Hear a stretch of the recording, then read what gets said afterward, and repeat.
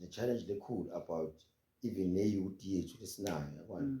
So for instance yabona sibuya from Embombela whereby uma basicocela basitshela ukuthi besebenzisa i-bucket system bagaka ngaphandle bathwala amabhaketi kunemalula athwala ama-tractor warawara yabona. Then sifana nebantwana baka-Israel yabona because bendani basitshela nge-promised land basisusa edrobheni basilethe elikazi.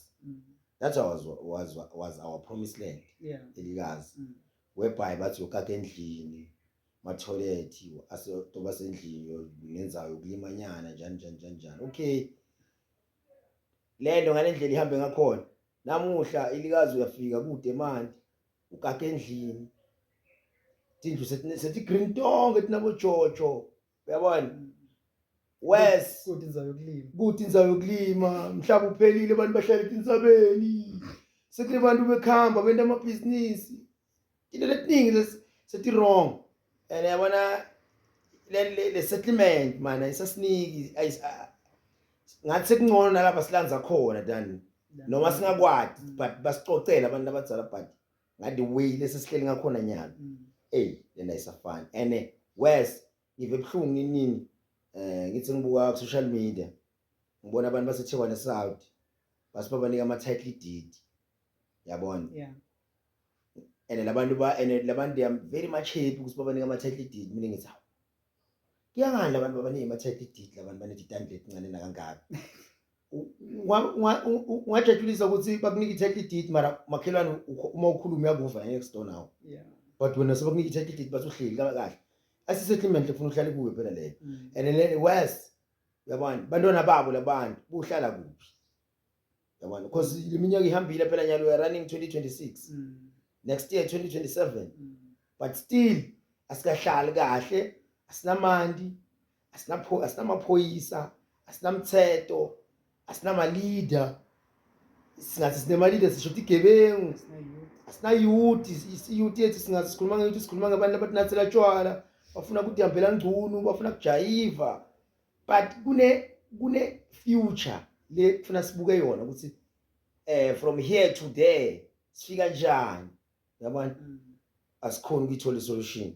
We are still focusing kule tinto tetimali, leadership yokuthengwa, ube ne-leadership lebhedzako lehlala i-adjusta wena nge-system leyisebenzisa wena le-wrong, uthenjiswe into le-wrong every time wena unikwa loku-wrong.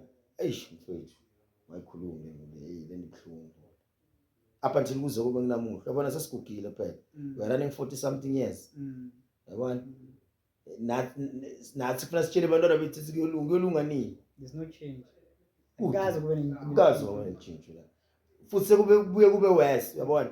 Thina sathele khathi sisafunza sisakhula sangena esikolweni lebu preschool bocathulane le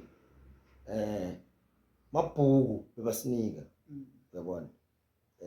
Niwe government. Sinikwe government yabona. Basinika baze basinike bakunikete i-case lephelele nama-instrument, pencil, ball pen, rubber, everything yabona. Ruler yabona, stencil sonke lesiphelele yabona, instrument yonke lento le.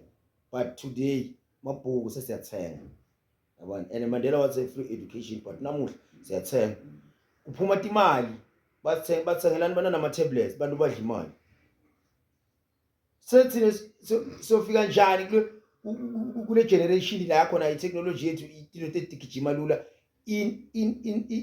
umasane bantu lekungibo laba instead ukuthi basithathe basibeke tukwelizinga nabantu bantshontsha imali badle konke bangacabangeli bantwana. Sifika njani ubasolelani labantu because kuna sithi sole thina because labantu abaningi bakhona babekwa ngithi le power. Yeah, but ukhumbule yabona lento leyiso njengoba sisakhula abantu abadzala bebathi an empty tin make a lot of noise yabona. So bale basikhathi lesiningi abahlala basikhulumele labahamba phambili kunabantu laba labangadi usikahle kahle why babangela umsindo. Yes, you understand. Uyamthola umuntu esigqokile iskipa, uyamthola umuntu uvula iphathi wendani tonke izinto takhe lekatendako. But lo muntu why ayele lento yabona. i-vision yakhe yalento yini utshontsha imali. You understand?